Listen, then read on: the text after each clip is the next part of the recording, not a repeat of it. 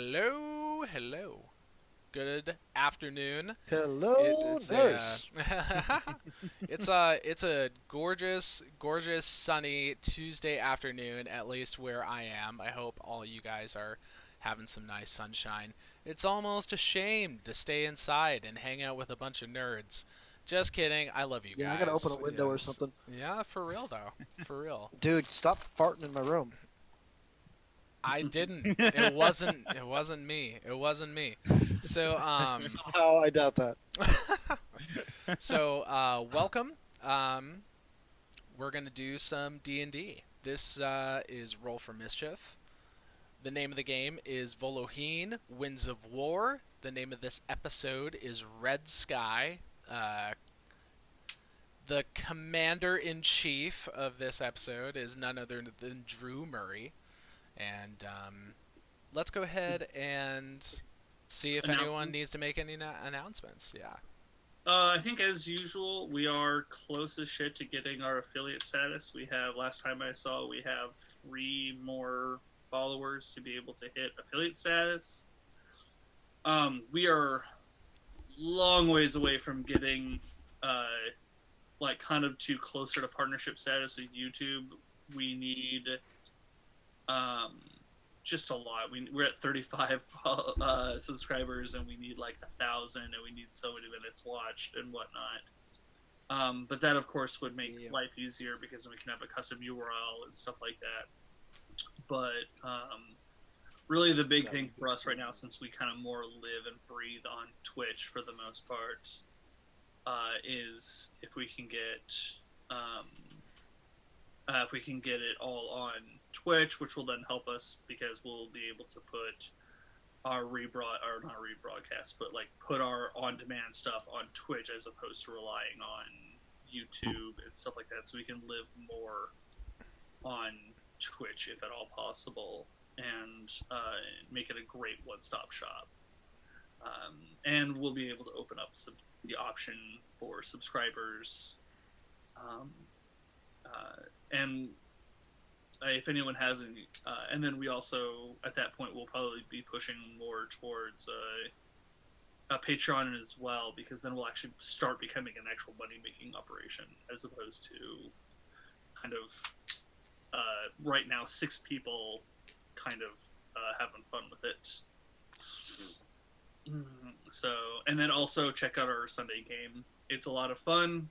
We had just started the next arc last week, so it's a good watch. Not last week, sorry, 3 weeks ago, because we didn't last episode because we haven't played in a few weeks. But watch the last one, you'll be caught up, and then I think it's shaping up like it's going to be a lot of fun. Hell yeah. Yep. Nice one. Alright. A thought occurred and it Okay. slipped away. I'll mention it at the halfway point if I remember. Alrighty. In that case, I think it's about time to roll them credits. Let's do it. Do it. Do it!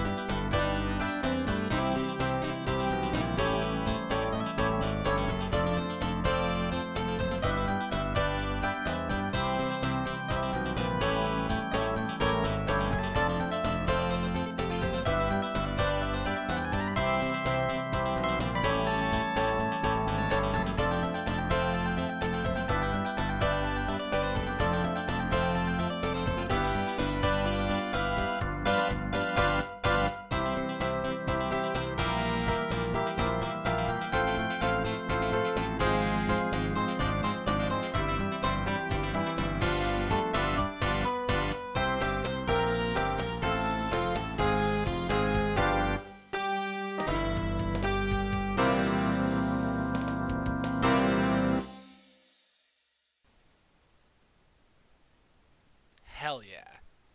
Love that intro sequence. Can't get enough of it, dude. All right.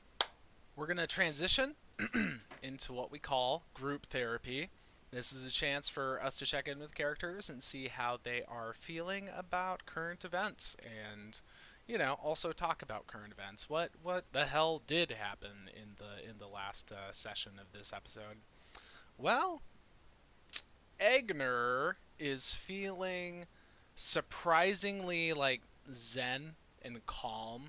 He had a lot of trepidation and a lot of uncertainty about coming to this island, and he doesn't even know like what are we even doing here. But at a certain point, he just started tuning in. Like he just said, like, well, forget about my worries and forget about my anxieties about this situation. And What your do, troubles and strife. and my troubles and strife, all that. Like, Just focus what on the bare does? necessities. Come Yep. on, don't turn this into a meme. Don't do it. Me. Don't be a meme man, a meme man. All right. So, anyways, Eigner at some point just said, "Forget about that. What does Urana think about it?" And since he started getting on that wavelength, he's just kind of turned into this way more zen kind of person. And this is like a little different for Eigner. Like usually Eigner's a little more gruff, a little more cynical, and then now he's like just got this whole like zen master, like don't even worry about it, Eridu. Like there's a plan for everything. Yarana has a plan. It's all good. And he's like, Yeah, it's super fucking weird, man. it's super weird. Yeah, this is like a side that not many people have seen that of Eigner. It's like this is kind of maybe the way he used to be before he lost his faith. He was a lot more annoying before before he lost his faith. Back when he was lawful stupid. Mm-hmm. Oh, there were Kyle those and were the his days. paladins. Oh yeah, those were the days, dude. Those were. Yeah. So Eigner, he's personally kind of like detached.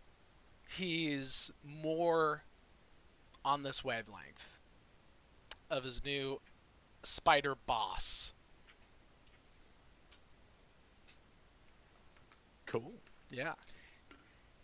How I guess is I'll go. Thiala? Since I'm sure it looks like it's the two of us in a line. So Thiala is, in the past, she's retreated to soldier mode as a means of coping with emotions, and this one is this is her element. This is what she does. And especially because this has repercussions for a friend, which is another side of her that I guess none of you guys have ever seen. Like, she's followed Eridu around, but like, she's followed him around because he's a subordinate, as far as she's still concerned. And and she kind of feels like she needs to kind of keep an eye on him, to like take care of him when necessary. This is a fellow. What's the word I'm looking for? Comrade? No, not comrade, but it's like where it's people at the same level. Colleague, peer. Yeah, peer. This is a peer as far as she's concerned. And so this is kind of a little different. And he's leading a operation to counter the mission that they're being countered. That being said, there are Warforged. She's been since explained to her that the one Warforged was only a problem because it was a demon or whatever. She doesn't really get that like mystical shit so much. Ancient like Drow King. No big yeah, deal. she gets like she knows magic, but mystics It are was weird to her. possessed. Huh? It was possessed. That's all she needs to know. Right. Well, I mean, because I always look at it as mysticism and magic are two different things. So she knows Yeah. magic in terms of a tool of war. And in reality, the differences between the Warforged and Zarkon was she Right. just kind of realized it's an anomaly, and that's not all Warforged. So Right, and That's- that's exactly that's kind of the way that it was explained to her, at least in their off time. I'm assuming was that it was hey no, nobody ever talked to her in their off time. no, We just she don't just had, communicate. it's like that Simpsons episode. Okay, he's left the room. Now we all have to sit here. Right?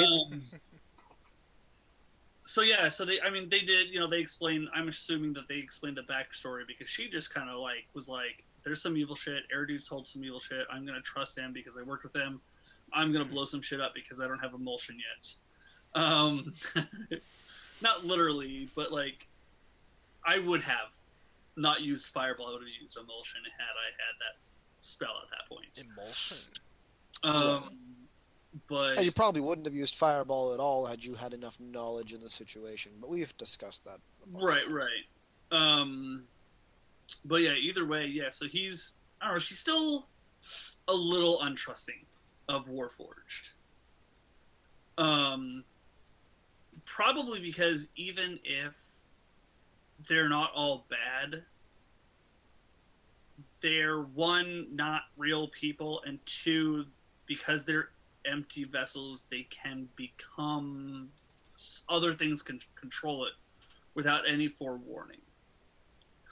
And so it's very much so she's very wary of them, but she's less wary of the Warforged than she is of this giant mechanical dragon, which apparently there's a lot dragons alive, and then there's a mechanical version of it. She doesn't like any of this. Mm-hmm. So at the end of the day, though, she's siding with her friend, and so that's where she's kind of at right now. So she's kind of going back into her special operations mode. She's going back into.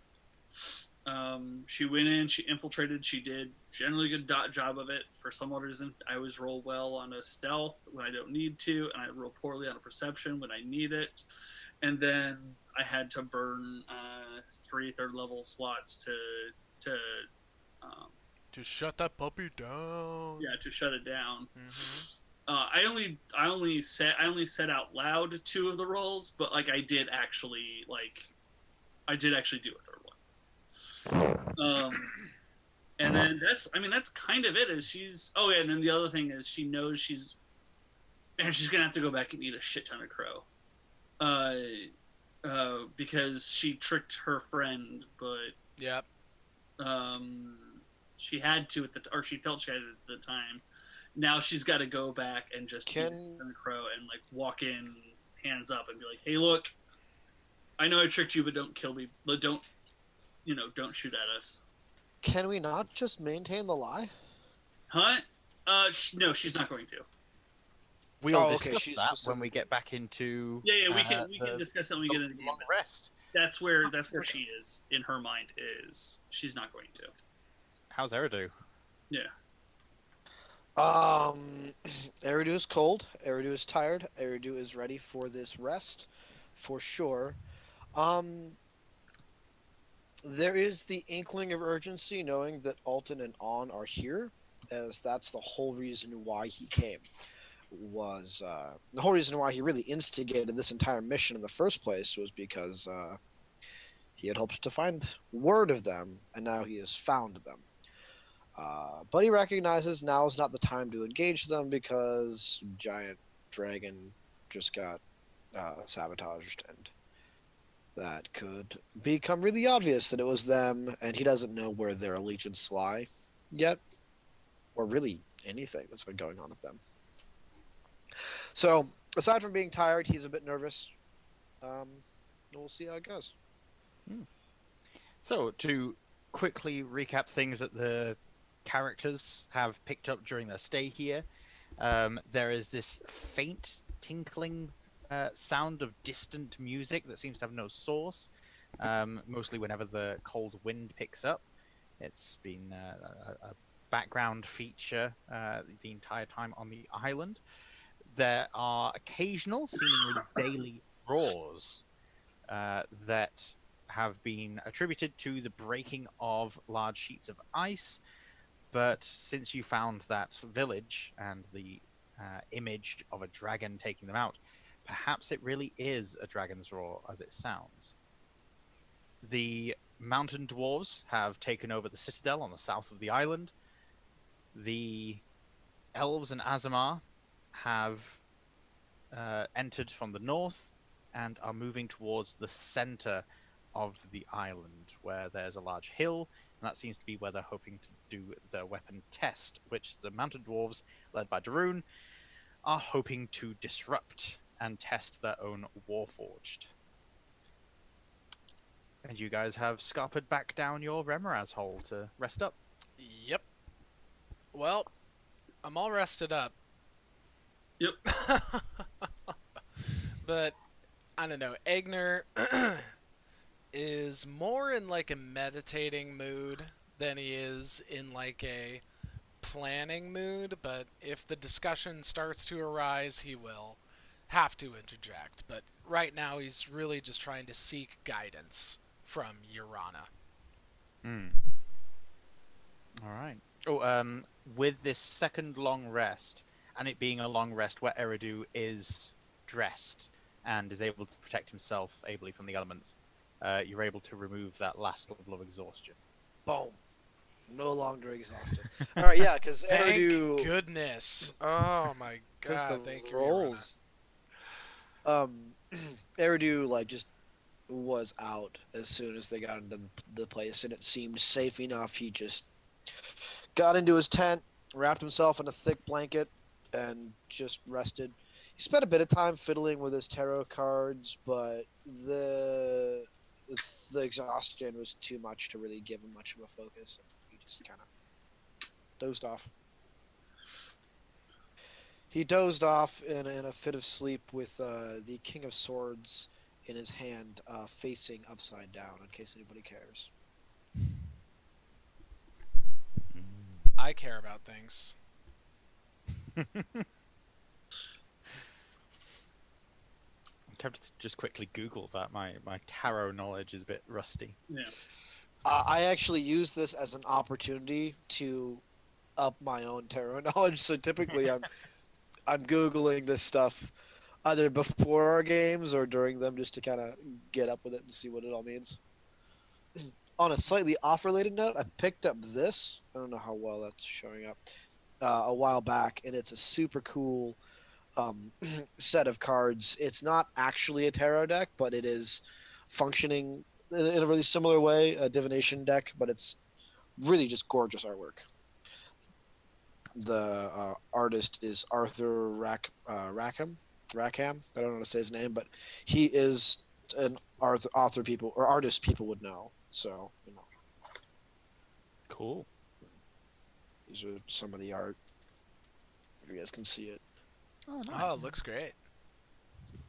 This one was one I based an entire story thread for Eigner on. Anyway, Oh. that's all. One that already happened, or what? Yep. All right. So, Thiala, with her rest, what's she doing down in the hole? I guess I'm packing up everything, and yeah, I'm gonna start by just while they're kind of getting up. Like I woke up before everybody else. Like, I mean, even as an elf who can go into a trance or whatever, I'm doing my light activity of getting up, going through the process of kind of packing and laying out, and I'm kind of going through the motions of a soldier preparing for war. Making sure that I clean things, and I guess all the things that are I'm cleaning our guns, but still, cleaning things and fulling up my tent and my sleeping bag and all that other stuff, and being ready to be on the move. Um, if you're interested, we could say that Eridu has given Thiala his own gun because he's never really used it since the initial acquirement of these weapons. That's fine. Which one did you take? I will find out. Equipment. All right. Blunderbuss. Okay, sure. Yeah. I don't know. So, I might have you hold on to it right now because I don't think I can literally hold it. Mm-hmm. Oh, okay. Um, Sounds good. Well, I mean, he probably has it stuffed into the bag of holding right now because it's right. I guess that depends cumbersome if and we're. That depends on if we're like putting. Are we putting everything in the bag of holding? That's not like what we need on us. well, typically Eridu travels light yeah. anyway. Yeah. So And if he can avoid carrying something he doesn't need, he will. Eigner's Okay, totally so then, yeah, in totally that cool case, with being the I'm gonna pack go mule. ahead and I'll do that. I will change my weight on my stuff to 0 pounds, and I'll start putting it in the bag of holding. Anything that is of your guys' that I would feel like needs to be packed away and put away for the to take the trip and go. Mm-hmm. I'm just gonna do. Like Okay. this is a process, especially knowing that Eridu needs sleep and Eigner's a human. I'm going through the process Yep. of doing that for us so that we can start our trek first thing in the morning. That like through my kind of basically my like ritual. Cool. All right. Yeah. So yeah, I'll put everything as 0 or almost everything as 0 pounds because you can overwrite weight in D&D Beyond. Yes. So with Thiala's sort of morning routine, Eridu's basically head hitting pillow and just being out for the entire time. When you guys are all up and moving again, what takes place? I'm assuming over breakfast, quick discussion over what the plan of action is. Well, yeah.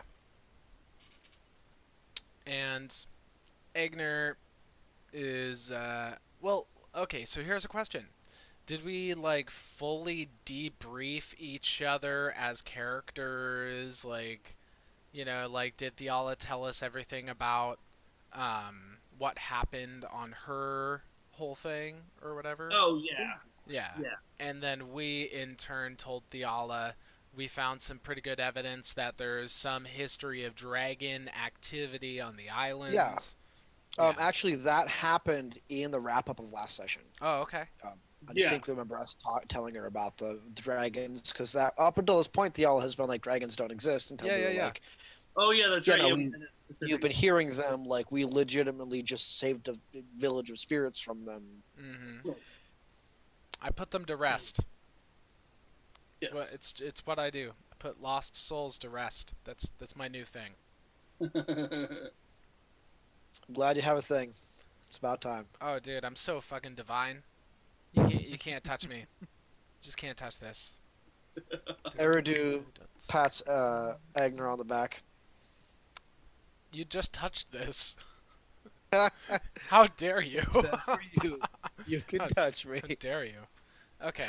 Uh, Well, Eigner Well, Eigner will look at the others, or rather turn in the sound of their voices and say, "So Thiala, now that you disabled the enormous weapon, can we go home? Are we done?" No. There's more to this. And even then, there's still Darun to figure out, and there are still the free states to. Just because we destroyed their one weapon doesn't mean they can't fix it. It means that I have, at most, delayed it by a few weeks.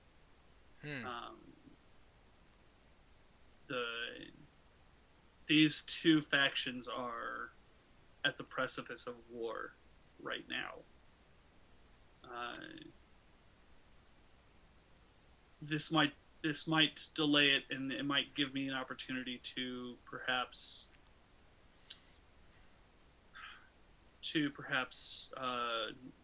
get Darun to see the logic of what he's doing, the implications of what he's doing. But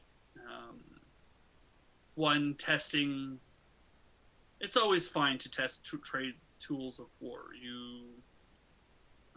It's kind of what's known as mutually assured destruction. I build a bigger sword. I raise a larger army, so that way you don't want to attack me, and you do so as well. So that way I don't want to attack you. This can actually be a peacekeeping tool. Aha. And that's where people like me come into play. I go in and sabotage, and with a small team of me and Eridu, we go in and we kind of level the playing field, if you will. We create that hamstring, if you will. We cut those hamstrings of our enemies, and our counterparts come in and hamstring us. And this is kind of the dance and the balance of, this feels like this is more. And what we need to do is ensure that it does not become more than this from either side. This is one will become the aggressor, and through a series of events that we will not be able to control, we will be plunged into a war of 3 to 4 nations per side.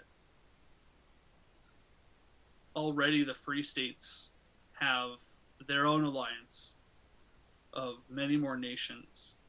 The dwarves will call on my people to aid them.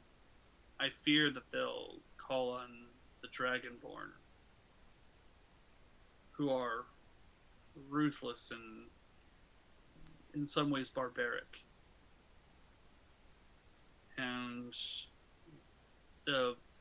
that conflict is not one that any one of us should take. Just on the note of, that's the machine disabled, can we go? A promise was made to Darun that you would return with intel. You told him that you were going to go and scout it out. Oh. Right, but this is my... Oh, I know that. Yeah. And she knows that. This is my explanation to Eigner to get him on board. Mm-hmm. She knows how... She's a commanding officer. She knows how to appeal to her troops in a way and I think to kind of get them on board. Drew was just reminding Kyle that Eigner would know that there was a promise made that's going to be fulfilled before they can leave. But he would care less. My thinking is he would care less. That's true, probably. Mm. He'd be like, no, I think that Kyle as far as he's concerned, he doesn't feel obligation to Darun. Not really. Yeah. Eigner doesn't, and in general, Eigner's in this headspace of just kind of questioning, like, whose war is this anyway? You know, like, who owns this war?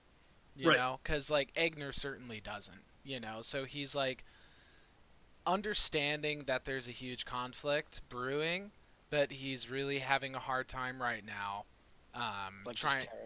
caring or, like, finding his place in it, you know? Because, like, you know, and maybe things would be different if he, didn't have this connection with Yarana, but it's like, you know, he's, like, starting to think so much more big picture. He's almost thinking, like, this war is just a pointless little squabble, you know? He's just kind of taking this, like, more overarching look at the whole thing. Right, and that's where Thiala is approaching Eigner from a bigger picture point of view. For sure. He would approach Eridu from a personal level of the deaths of the individuals. Mm-hmm. Speaking of that, in this conversation, Eridu is brooding a bit more and looking. I'm gonna give this one to Eigner, but yeah, you both would know him well enough. He's angry.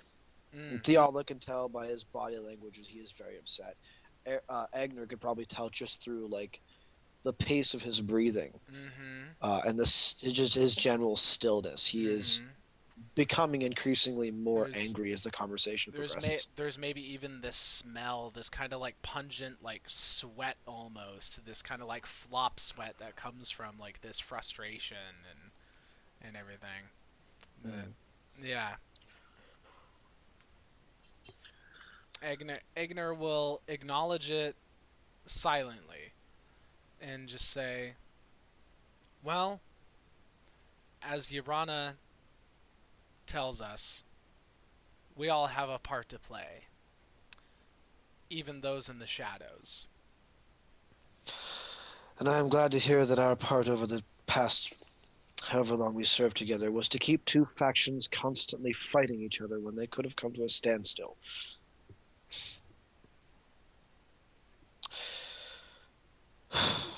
The standstill is what kept them from fighting, or their fighting was what kept them from, or their buildup of war is what kept them from fighting, which is what kept them from killing each other. If one gains I'm too talking large of an increase in power, the other will attack. By keeping them relatively on the same keel, we prevent. we keep them fighting. How much fighting have you seen, Eridu? I'm not talking about this supposed oncoming war. I'm talking about our wars, our sabotages, the lives that we have cost through our actions. That doesn't matter here. It doesn't apply here. What does is that On and Alton are here. I Well, need to go reach out to them. That's why I came. we can talk to your friends. I just want you to understand our place in all of this, and that it is frustrating. And I understand and appreciate that. Yes, we've killed 3-4 people in a mission.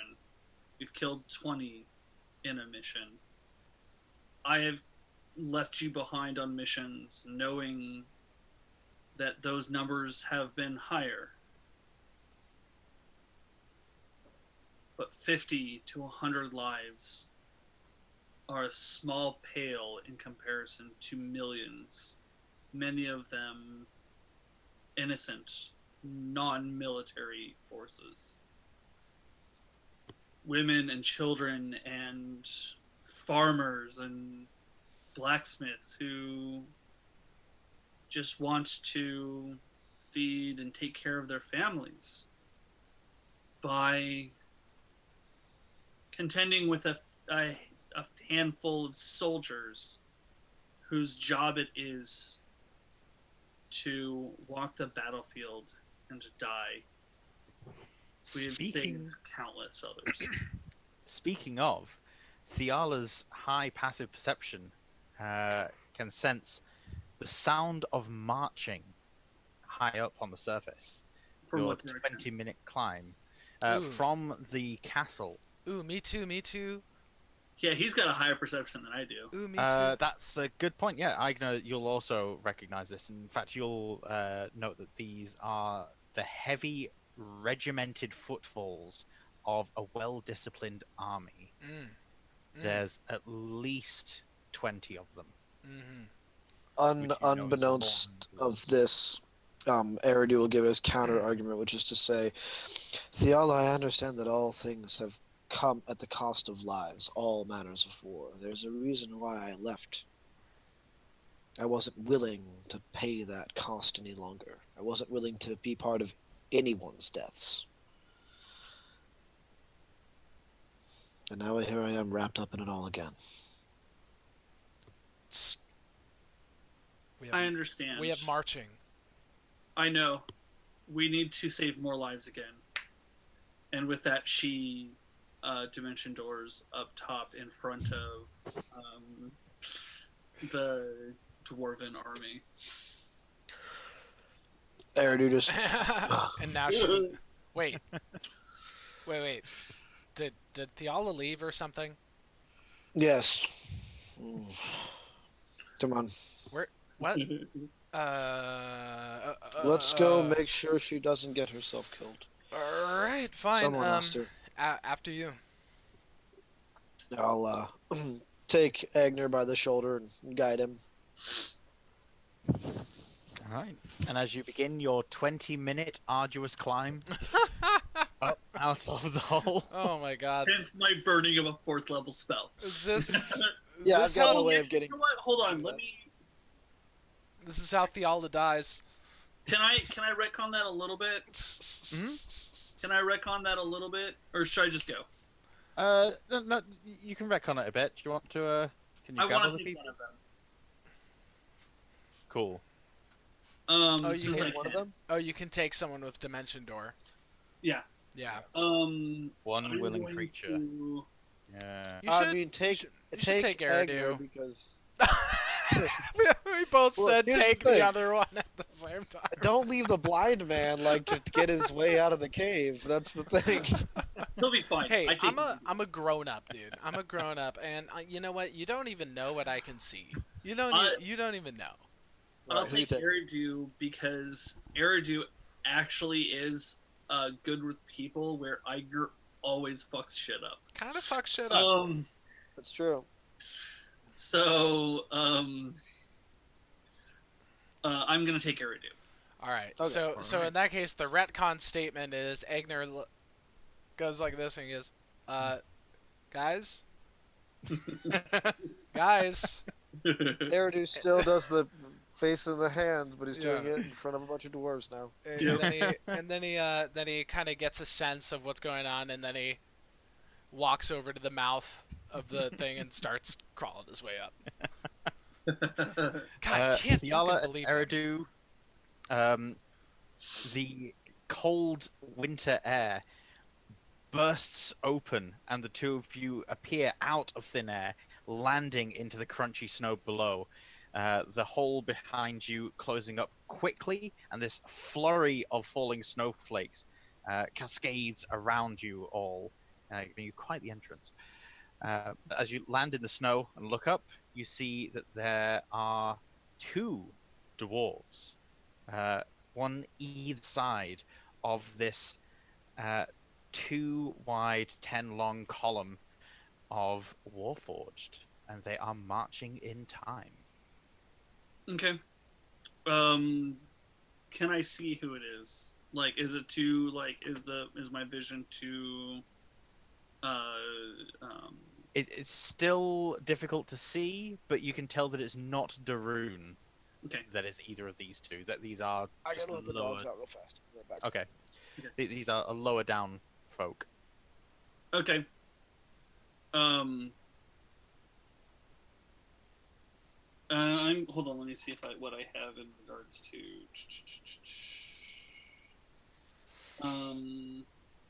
Dang it! Man, that would have been a much better spell to have. I am going to basically just go hold. At which point, the two dwarves quickly raise their fists. The Warforged stopping mid-step, waiting for a second, and then resetting backwards, standing to attention. Okay. I approach. None of the Warforged move at all. The dwarves do walk towards the head of the column, however, to come and greet you. One of them recognizing who you are, pulling down his hood and wanting to greet you with an arm shake and a headbutt. Yeah. He is just one of the crossbowmen from before that was hiding under the snow. Gotcha. You don't know him personally beyond that. Okay. In that case, I am going to headbutt him hard as shit. All right, give me a This is how Thiala dies. She Strength. cracks her skull on the dwarf's skull. Oh, man, this strength is the athletics dwarf. check. This is how you greet dwarves. Just, hey, how's it going? You're a dwarf. Boom! What was that? 16. 16. You give him such a hard knock on his head that when he pulls back, you notice his eyes sort of glazed over slightly and then refocus, which is very hard to do to a dwarf, but he definitely respects you more after that.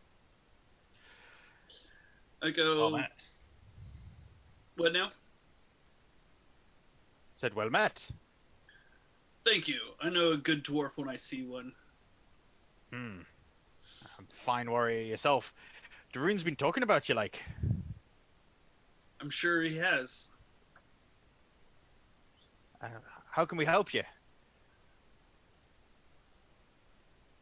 I think that you should, and I, and my compatriots need to head back to the keep. I'm afraid we've got a bit of an appointment to keep. I'm afraid that that appointment's been canceled. I'm willing to be moving back to the castle without the world of Daroon. Right. So here's the thing. You're going off to attack a mechanized dragon, correct? Aye. Okay. A mechanized dragon isn't getting off the ground today. You saying the weapon's already destroyed? Destroyed is perhaps a too strong of a word. It is, however, disabled relatively permanently. Oh, there's still some soldiers there. We want to get test our ones out. We even got Vormund here. He's ready with his telescope and notepad. And the other dwarf sort of like rattles a telescope and waves a sheaf of paper at you. That's not your mission here. Our mission and our orders from Daroon are to stop the weapon test of the damn aasimar and to conduct our own. Right. It's to stop their weapon. Attacking them is an attack of undeclared war. You would be criminals, murderers, not soldiers fighting. I just go where I'm told. Right, and I'm telling you that we head back to talk to Daroon before you do something stupid. Give me a charisma check. Charisma or persuasion? Yeah, persuasion proficiency would apply here. Yeah. 15. I got 13. He stops and looks down at the snow. Sort of starts to make a little pattern in it with his left foot. Then looks back up at you. All right. Volrun, you've just been volunteered for guard duty.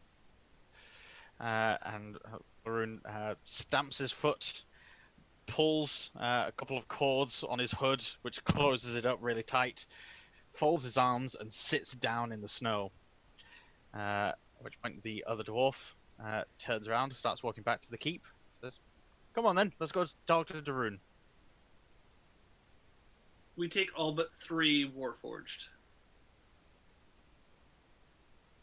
I'm not leaving this little. I'm not leaving this Lady Thiala, green perhaps stick instead, without if some I, kind of protection.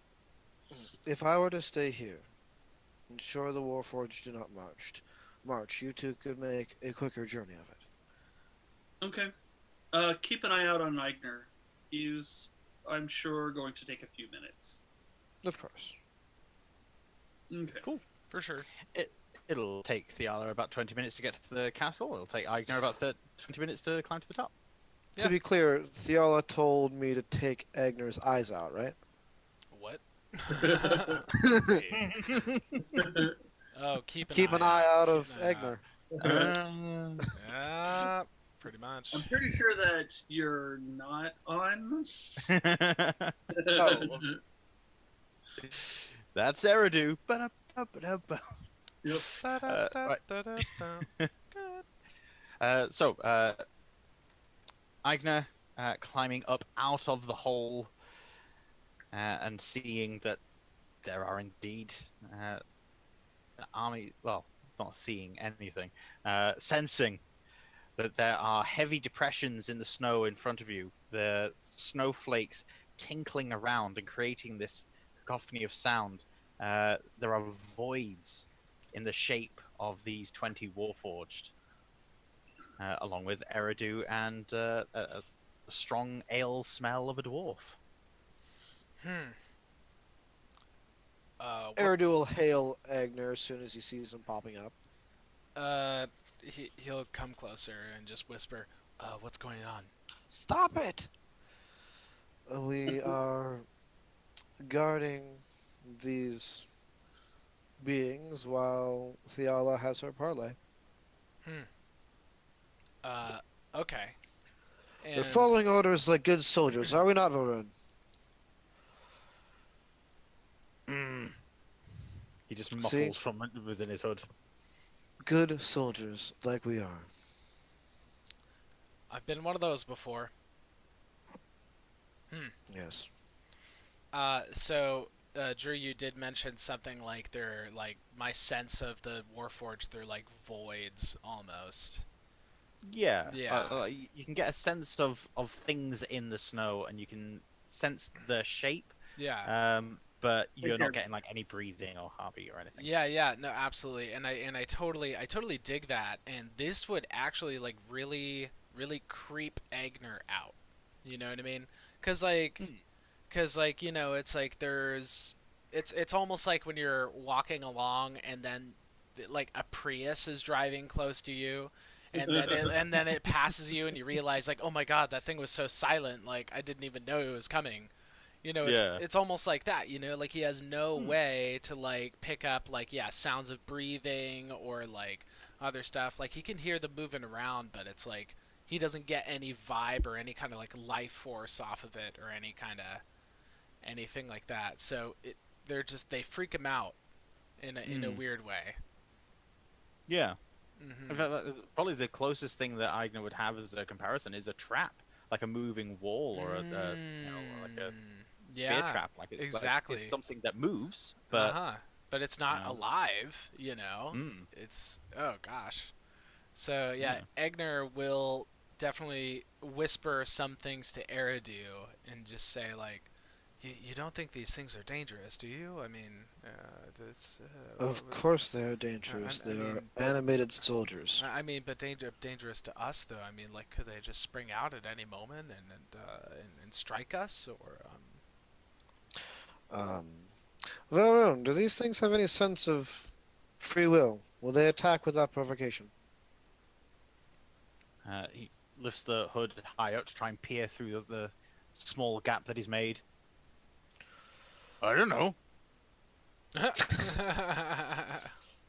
How are they controlled? You tell them to do stuff. Hold on. And he stands up, opens his hood a little wider, and as he pulls his hood down, you see that his beard is packed with small feathers.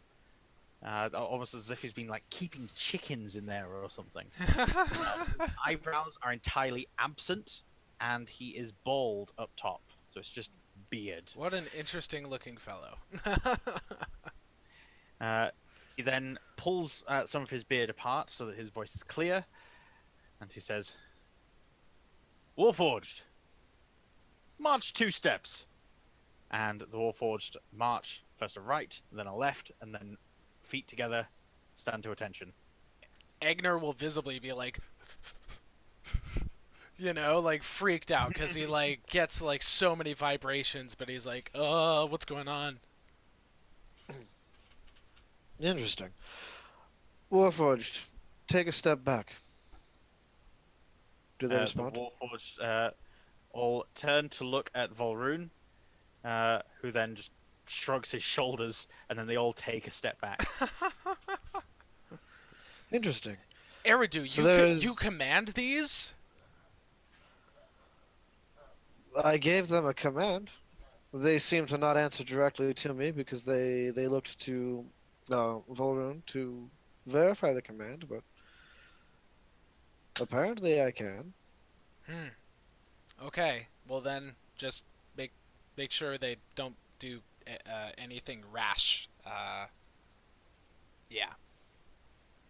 I'm going to err on the side of caution here and say that as long as we don't do anything to put Volrune's life in danger, there is nothing for us to worry about. Is that correct, sir?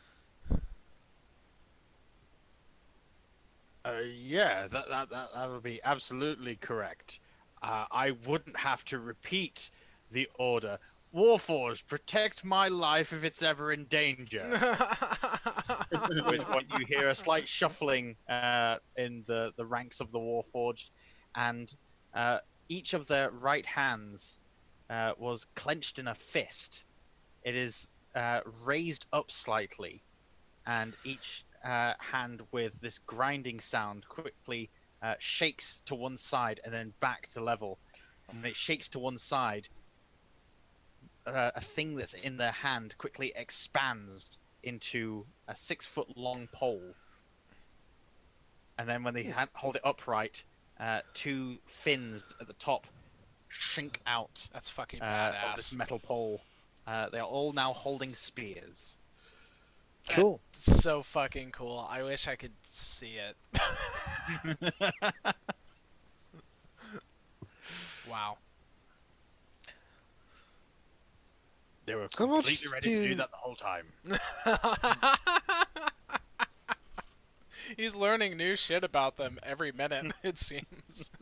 I'm pretty sure that Eridu doesn't need to roll in an insight check to realize how much he didn't know. That's all right though. It's okay. I'm assuming the whole aspect of being cordial toward one another. He's not an enemy of mine. I don't have enemies. I'm not a soldier. All right. He pulls his hood back up and starts to draw it tight again, and hold his arms over. He doesn't sit down again, but he just sort of like bounces up and down, trying to keep warm.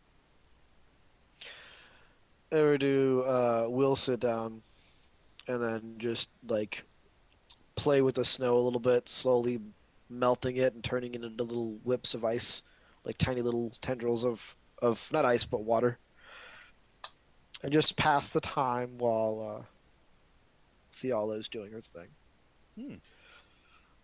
As Thiala reaches the great doors of the citadel, they are opened up again, and holding in his hand a portable brazier. It's like a flaming censer that he's holding. So rather than just burning incense and things in it, and he's holding it aloft. It's made of this really shiny brass, and as he holds it up, you see the other 9 soldiers filing in behind him as he's marching out in full armor. I'm going to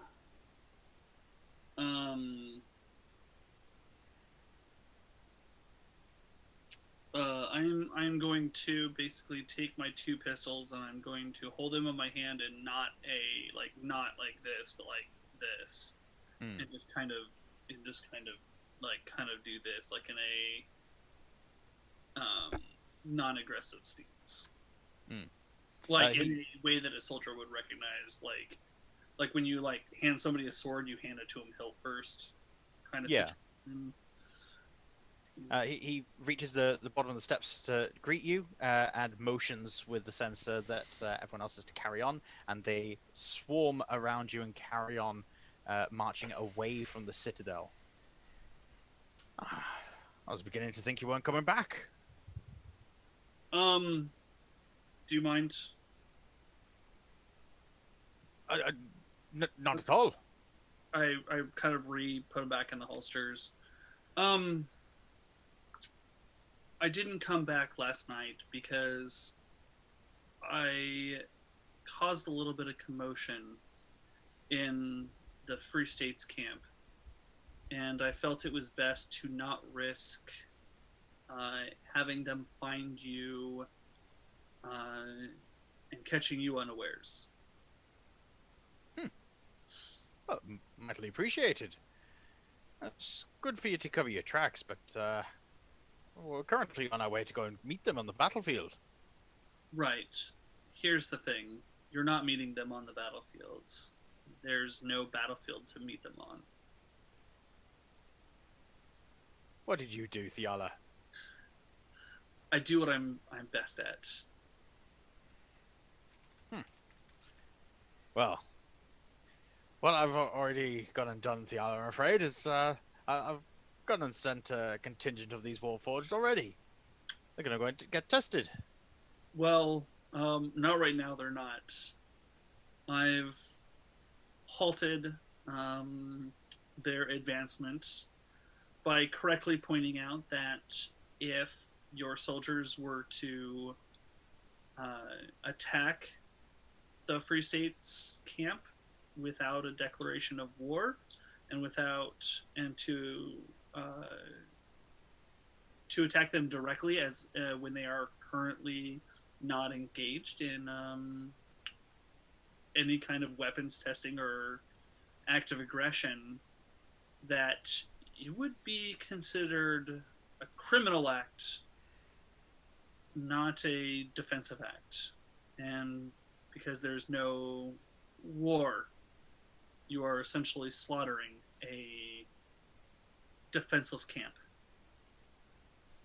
He leans over to the dwarf that walked with you and says, Rognan, run with the censer. Keep the others on the path. Which he takes and runs off. And he raises an arm to your sort of where your pauldron would be. You can't quite reach your shoulder. Right. Like on my elbow. Yeah. Thiala, I'm old. This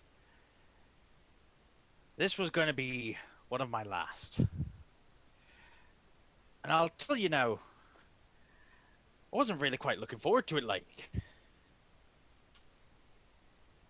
But I knew that we were coming here to fight. We were coming here to test them new weapons. Make sure less of my kin's blood is spilt. If we don't wipe out every single one of them and bring back a piece of that machine, we're going to get caught on this island, and it'll still be seen as an act of aggression. Not if you leave right now. And where would we go? We have no boats. We're getting picked up in a week. By which time we'll be found out. Then Unless you plan on sneaking into that camp again and getting a chunk of this thing to prove that this weapon was here in the first place. Then let me act as an intermediary. I have been working... I have settled my roots in the Free States as a constable. I would be able to act as a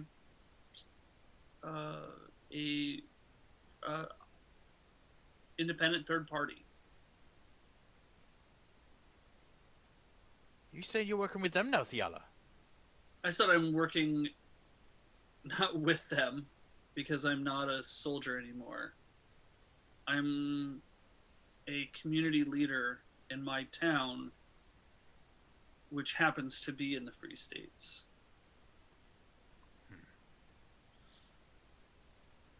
You want to talk with them?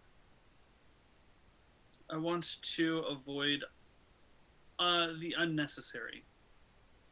And if we do it the Dwarven way, the unnecessary is what will happen.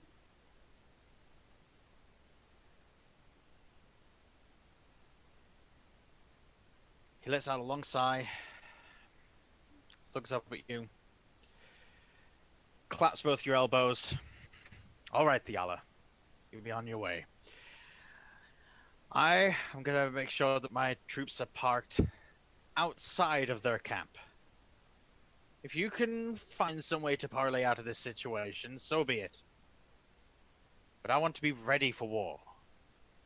I'm ready for wiping things out and taking their boats. I have a compromise. There is a town approximately halfway between their camp and this keep. I will afford you the ability to get there first, and you can establish your forces, but we risk war if you stand outside their camp.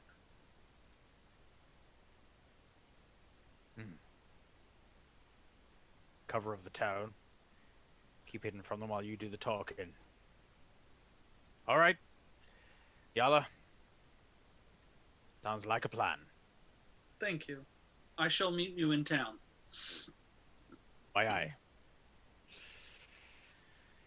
And off he marches to go and catch up with the 9 that he'd set off. Yeah. I guess, like, walk with him until, like, I peel off, because why would I not? He is jogging through the heavy snow. It's coming up to just over his knees at the moment. Right. But you note that he's changed from the armor that he had before, which was sort of a barded plate with lots of leather showing, sort of like a not quite half plate. But now he's wearing full plate armor, massive heavy boots, and a padded helmet. Right.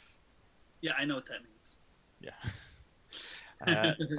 As he's charging, you see your opportunity to peel off, at which point you've got Rognan with the censer, who has passed it off to one of the other men and has himself peeled off to start charging towards the Warforged again.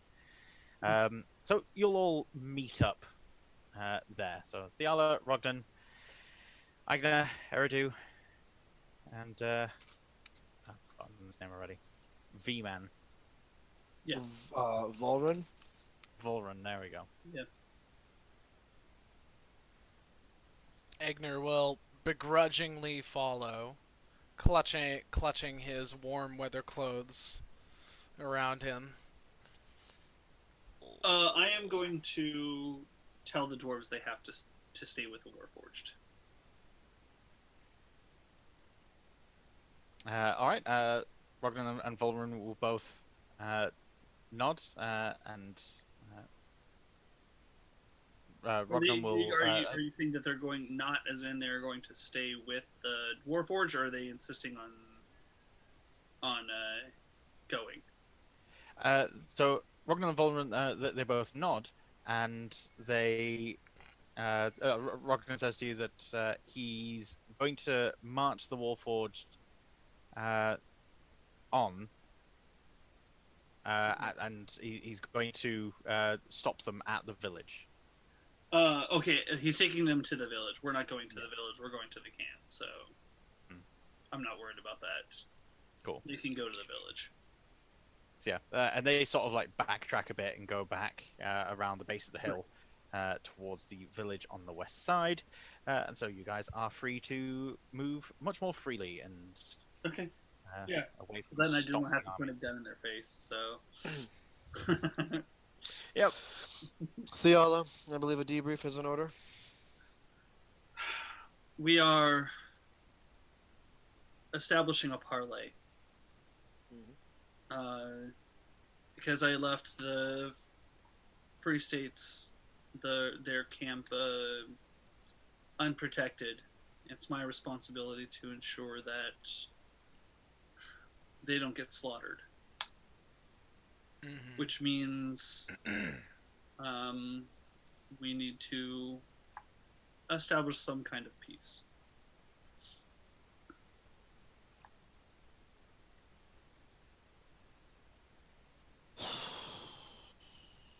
There's a lot of fear in this situation. Yes. And a lot of power.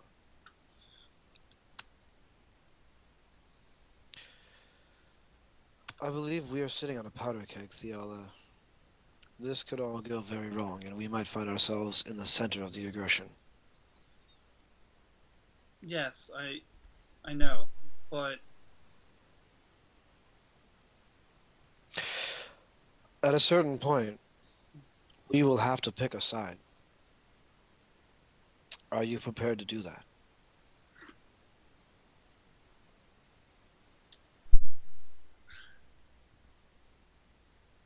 Do you really want to own this war? I'll own it. I don't know what side I'll be on. But I'm a soldier. And It's what soldiers do.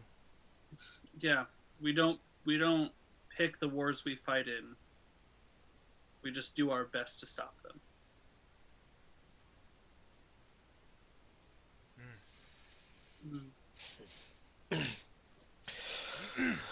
Very well. Off we march to fight in someone's war. You march onwards towards the camp of the aasimar.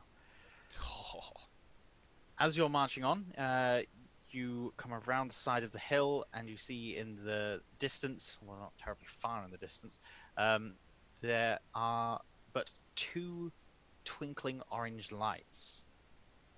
To your left, up the hill, is a larger cluster of them, slowly moving up to the summit.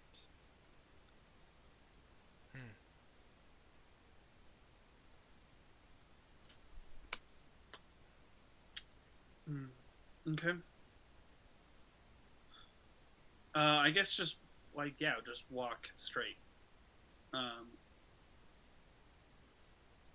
This time I'm not going to disarm.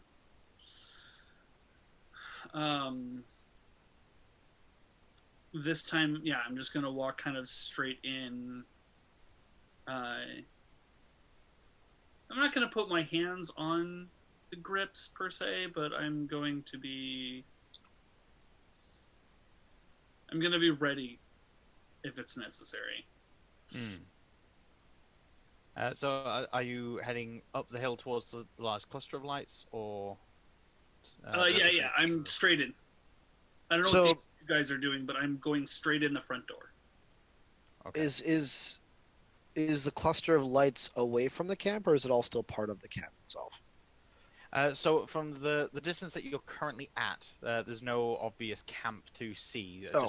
So much snow and mist filling the space. But so you can see two lights on the plain, where roughly just a bit ahead of where the moving wagons were, and so where a camp would likely have been set up. But the bulk of lights are moving up the hill. Okay. I'm gonna follow Thiala. I can't see anything, so I'll just follow them. I can't see no lights, dude. Yeah, no, a good soldier until the point that I'm not gonna be one. Yep. All right. So heading up the hill to try and basically catch up with the moving camp. You guys are clambering up. Are you trying to do so sneakily? Are you trying to hide the fact that you're approaching, or are you just allowing any guards on the lookout to see you? No, I'm fully. I am. I don't know what they're doing, but I am. We plan on being seen. Huh? I think we plan on being seen, don't we? Yeah, that's how I'm heading in. Is basically I'm just walking straight up in the middle of camp. For sure. I did my recon. I know what's going on.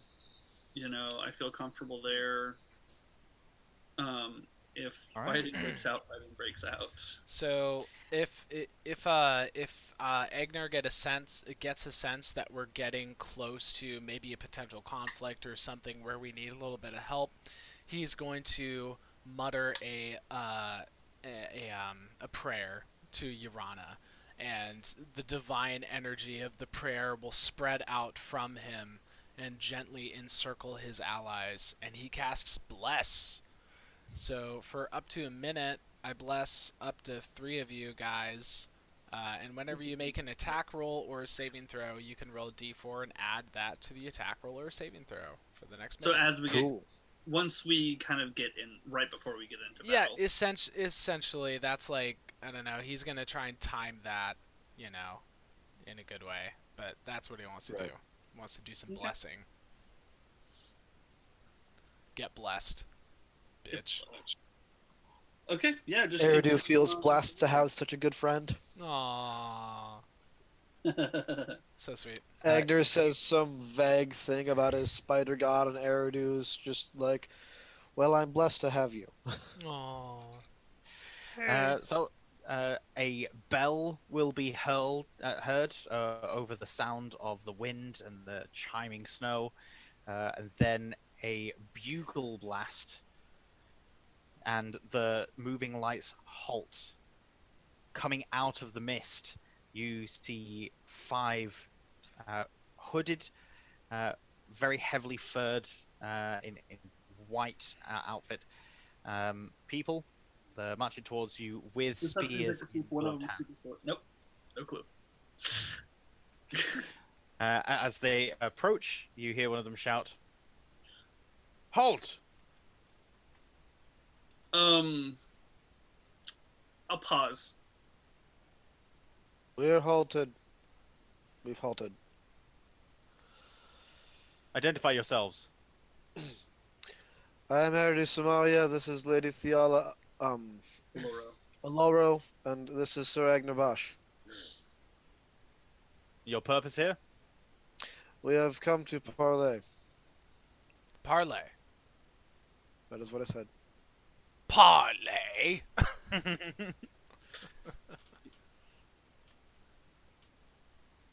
Your parley will have to wait. We're currently in the middle of military exercises. That is the purpose of our parley. Wait here. Who is your commanding officer? Wait here. And the central one Yes. puts a spear Yeah. up, and he moves back up the hill, disappearing into the mist. The remaining 4 are all stood stalwart, pointing their spears at you. And then you see this bright flash of light that remains for a moment and then slowly fades. As it's slowly fading, you see the silhouette of these dark wings spread out from a humanoid form just as the light disappears. And marching out of the mist, you see a gangly fellow. He's about 7.5 feet tall, very gaunt albino features. He's got his hair slicked back, very bony fingers that he's tapping, and he doesn't seem to be dressed for the occasion. He's wearing simple black robes with just a little bit of furry shoulder pads going on. As he moves towards you, you guys can all start hearing this high-pitched whining sound fill your ears. Can I do some kind of perception check to analyze the whining? Yes. Give me a perception check. I can hear very well, and I can analyze this whining to be... It's much more than regular whining. 24 tells me it's not just whining. It's... It is not just whining. It is whining that triggers a memory in you. Ooh. Eigner gets a sudden flash of being in a tavern in a town, a harbour town. It was a while ago, a lifetime ago.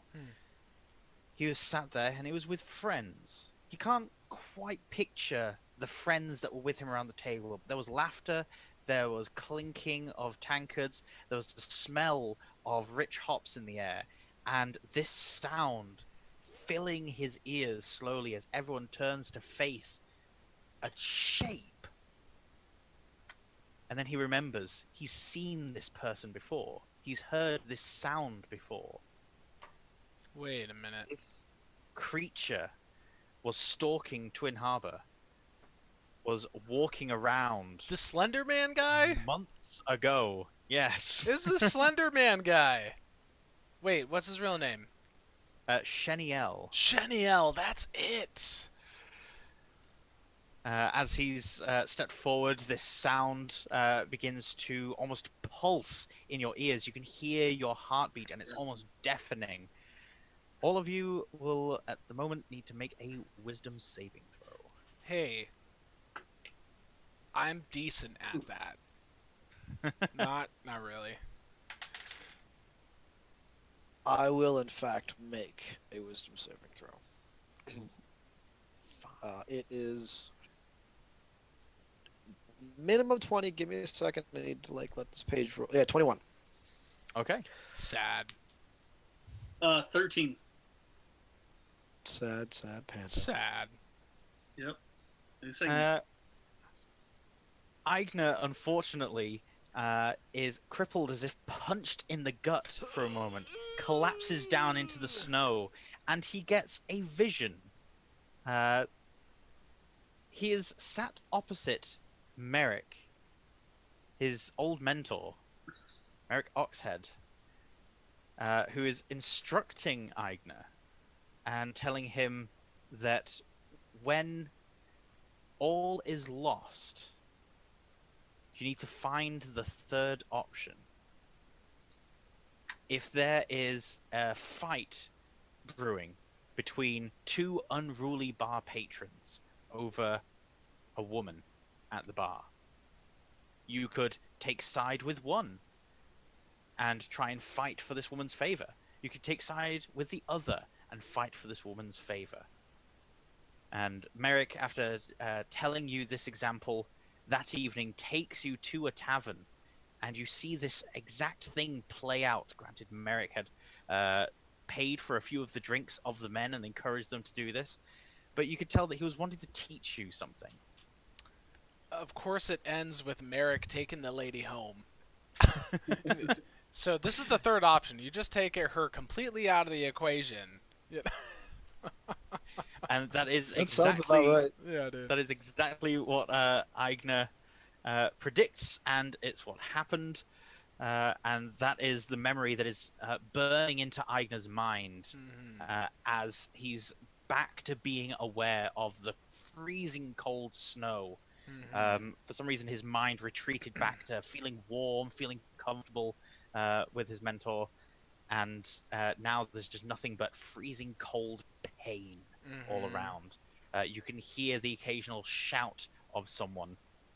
These four guards with spears are advancing on Eridu and Thiala and Eigner, pointing their spears out, and this Sheniel holds out a hand to stop them.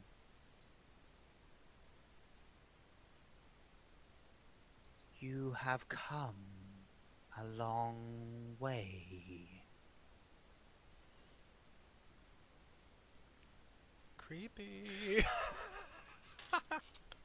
This is true. Yes. What It appears is- you have two. We were looking for you. No one looks for Sheniel.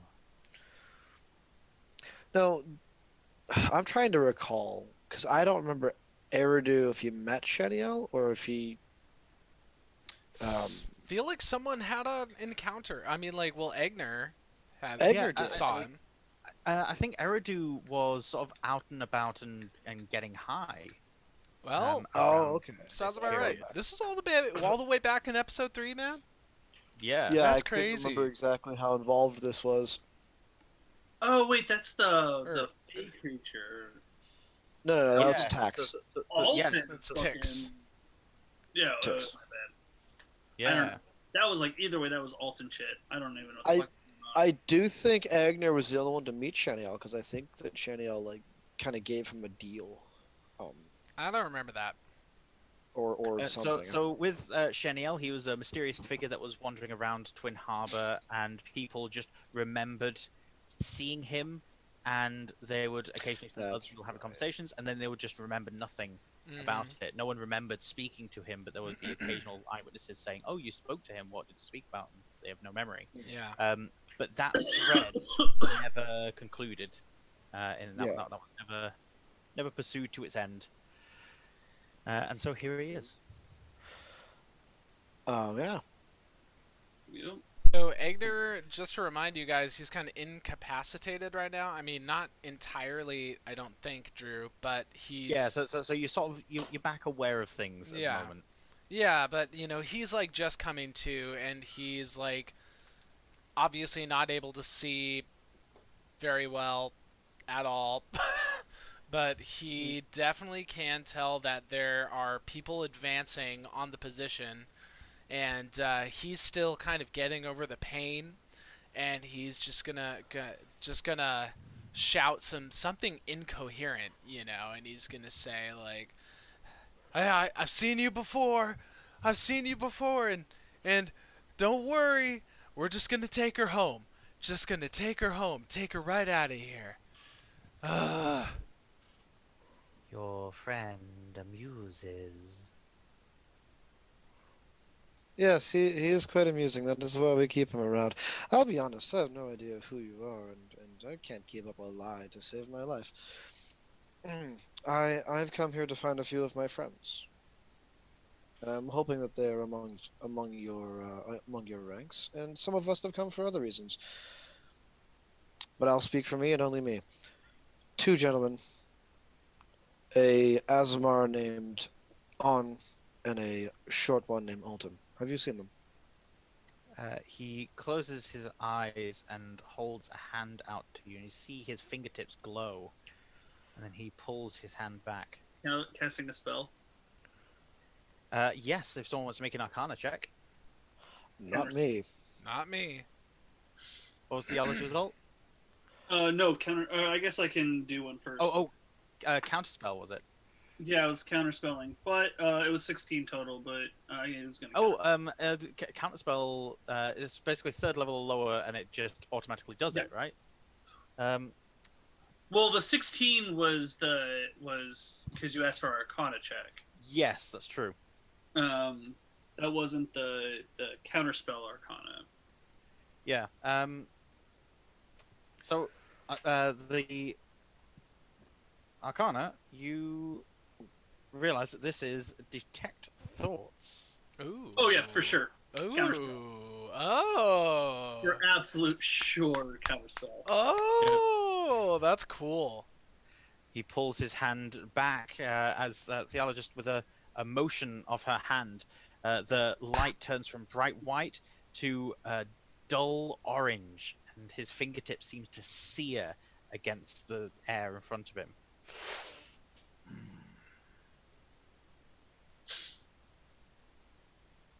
On We can do this all day. Thinwa is present in the camp. I do not appreciate your interference. Yeah, and I don't appreciate your interference in our minds. Try that again.